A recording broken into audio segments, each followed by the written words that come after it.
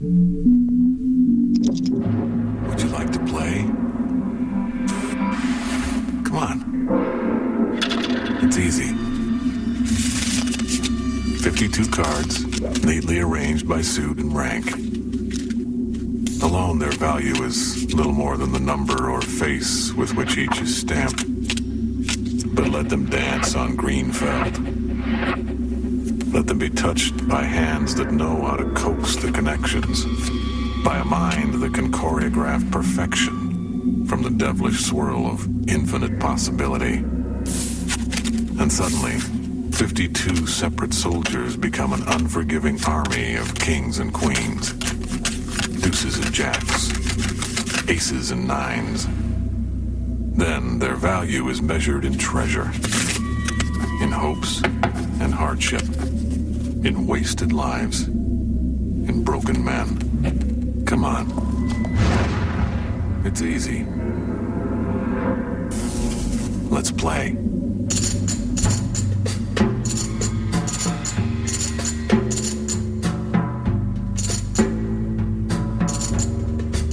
Craft, nobody was quicker, nobody was smarter, and nobody was better.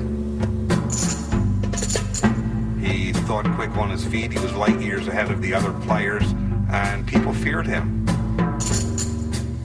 He was someone who would like to stick it in your liver, as we say, in the racket. At the poker table, he was one of the most obnoxious people I've ever known. I almost got in 2 or 3 fights with him. He hissed. It's almost like he needed an exorcist. He had this deep down anger.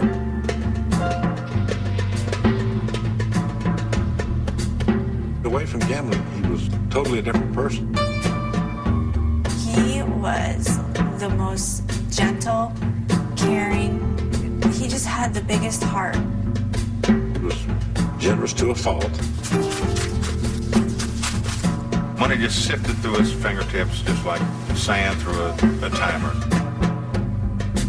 He would come in the house with rubber bands around $100 bills, and there'd probably be 20,000 in each, or 10,000, 10,000. He would supply the cocaine. At one time, he'd run in a huge rock the size of like a bowling ball. I was talking to him about the drugs. He said, I like what drugs do for me. You'd see him sometimes where he'd been up all night, his eyes are red and circles, and there's blood coming out of his nose. He just did things in a huge, huge way, whatever it was. Playing, snorting, nobody could keep up with him.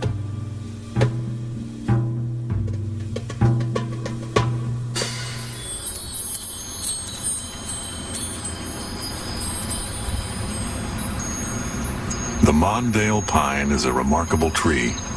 Tall, sturdy, strong. It somehow pulls life from dry desert soil. Ironic that a man who was small of stature and who struggled with personal weakness should find peace beneath a Mondale's sheltering boughs. This is Palm Cemetery, Las Vegas, Nevada. A simple stone marks the final resting place of the man most considered the greatest poker player who ever lived, Stu Ungar.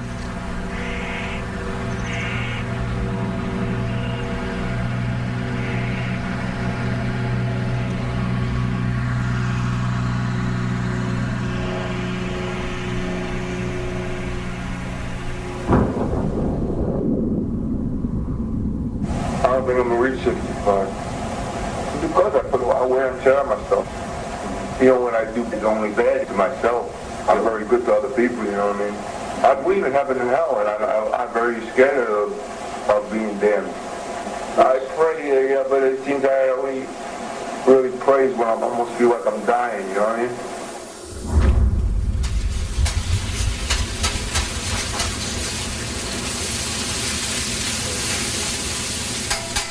I don't think anybody is in his class.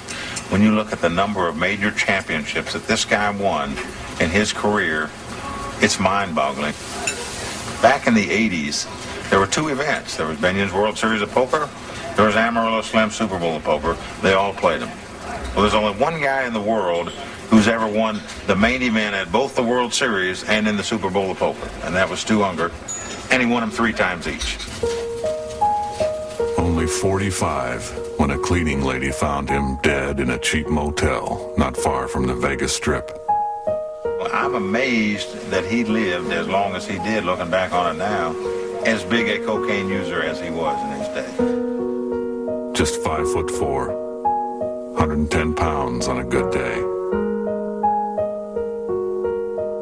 I don't think Stu Ungar ever felt insecure or intimidated in any way by his stature. This kid may have been 5'4", but to him he thought he was 7'1" and played center for the New York Knicks. In terms of intellectual stature, in terms of stature as a gin player, as a poker player, he was a giant, and Stewie knew it.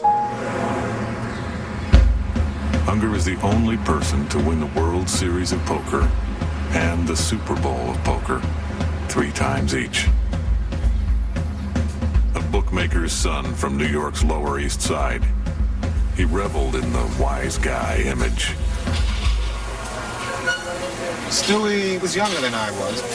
There was this young kid that would come into the card game, and he would just destroy everyone in the game.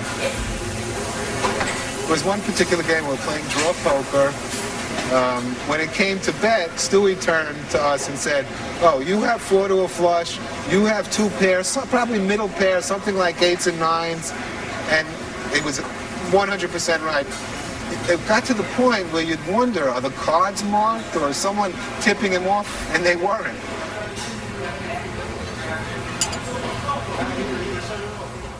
Others say he was a gentle and generous soul, a good husband, a devoted dad. He wanted family. Family meant so much to him. Maybe he didn't have it with his mom and his dad. That's where his softness came. Children. The very last time that I saw my dad, I just said, "Dad, you know I love you and I'm very proud of you as my dad and I just want you to know that." And he was like, "Oh, honey," he goes, "that means so much to me." He goes, "because sometimes, you know, I've always thought I could have been a better dad to you, and just to hear you say that, you don't know how much that means to me." And that's the thing that I miss the most, is just those conversations and the way that we connected on that emotional level.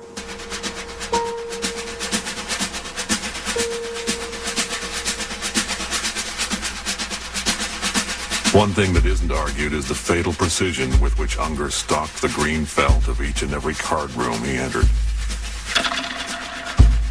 It wasn't Stewie's style in anything to just be passive. Most people that play poker know you have to throw away certain hands.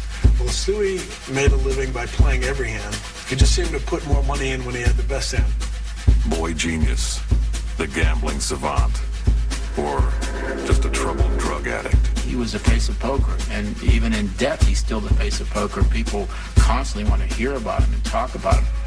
Whether it was cards or cocaine, Stu Ungar attacked his canvas with the brutal madness of Van Gogh. And when his masterpiece was finally complete, he titled it with a simple question: who am I? Who was Stu Ungar, really?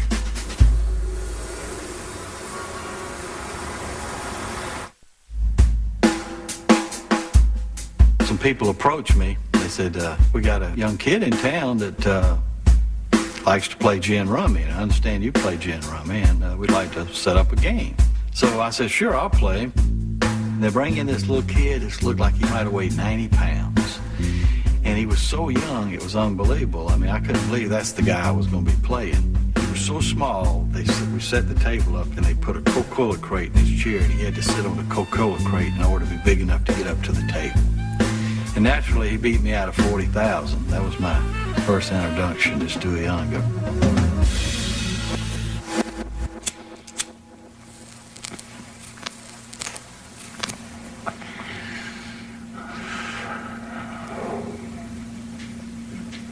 When I came here in '73, it was a very small town.